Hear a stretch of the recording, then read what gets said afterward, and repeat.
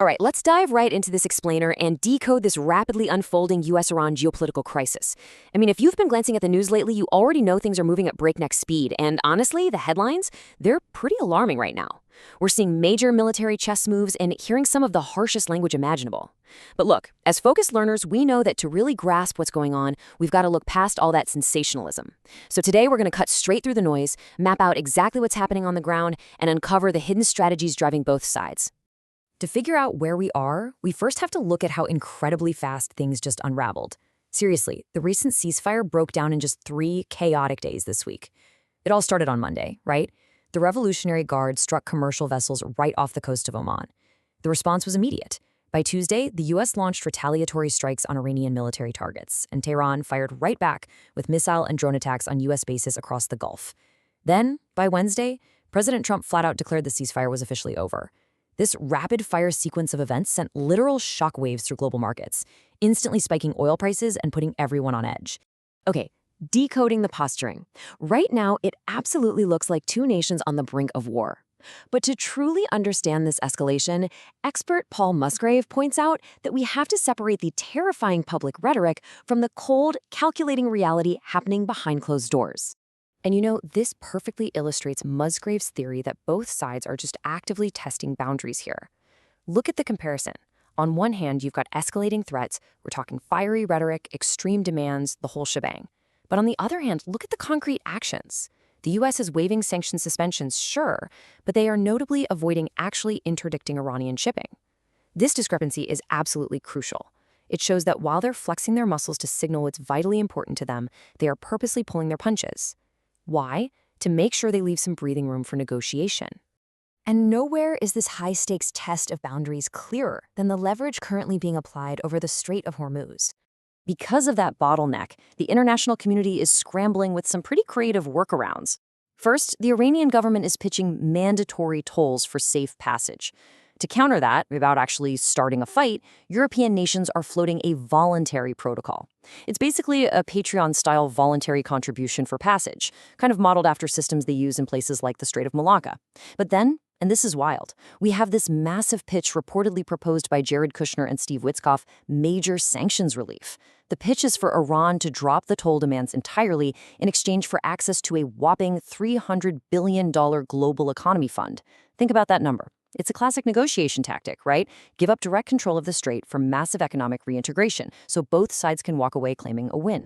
However, all this quiet background diplomacy, it's currently being completely overshadowed by maximum threats and some severe new intelligence. And let me tell you, this intelligence was not taken lightly at all.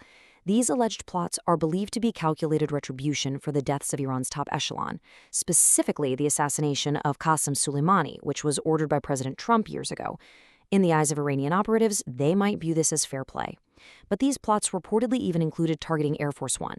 The U.S. took this so seriously that they actually swapped out Air Force One in Ankara, Turkey, literally moving the former president to a totally different jet with stronger security measures before he flew onward. That is intense.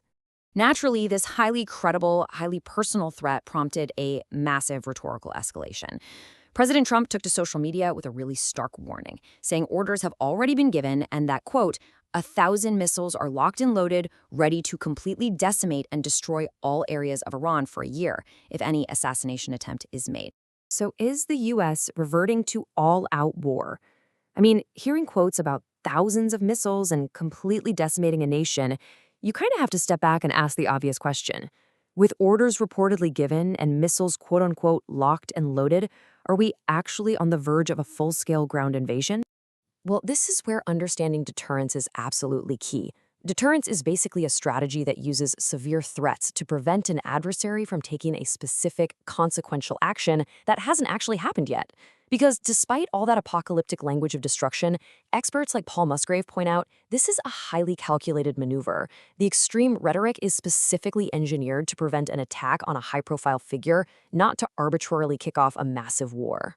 And honestly, the evidence is right in front of us. The actual military footprint simply does not match the rhetoric of an all-out invasion. We've only seen relatively targeted airstrikes so far. Plus, U.S. forces just aren't positioned to invade or hold key Iranian territories, places like Karg Island, Kesh, or Bangar Abbas. There are no massive troop buildups, no concrete plans visible for that kind of massive operation. All of this just proves these threats are powerful deterrents, meant to draw a very hard line while intentionally leaving the door for negotiation wide open. So, finding an off-ramp. How do we get out of this? While all the military posturing dominates the front pages, the real progress is actually happening in the shadows. While public threats are flying back and forth, international mediators are quietly doing the heavy lifting. Representatives from Qatar and Pakistan are working incredibly hard with one main objective: get formal talks back online. Their biggest obstacle? Obviously, overcoming the extreme public rhetoric we just talked about. Meanwhile, you've got back-channel diplomats trying to hash out a negotiated, accepted outcome. And a massive hurdle they're navigating right now is figuring out exactly who authorized those recent strikes on the Saudi and Qatari shipping tankers. American sources have leaked that these strikes might actually have been the work of Iranian hardliners acting totally independently of their central government. So diplomats are pushing for Tehran to publicly acknowledge this, because separating official state policy from rogue actions would go a huge way in de-escalating the tension. Can back-channel diplomacy secure an off-ramp before a situational misread turns a deterrent threat into a devastating reality? Ultimately, what you should take away from this explainer is this. While the headlines are flashing red, the true geopolitical battle is this quiet, desperate race to secure a negotiated outcome before a fatal miscalculation happens. Both sides are playing a very, very dangerous game of chicken, using extreme deterrence to set their boundaries. But will the diplomats be able to secure that off-ramp? Or will a simple situational misread turn a calculated deterrent threat into a devastating reality? That is the real dynamic we need to watch in the days ahead. Think about it. Thanks for joining me, and keep your eyes on the quiet diplomacy behind the loud headlines.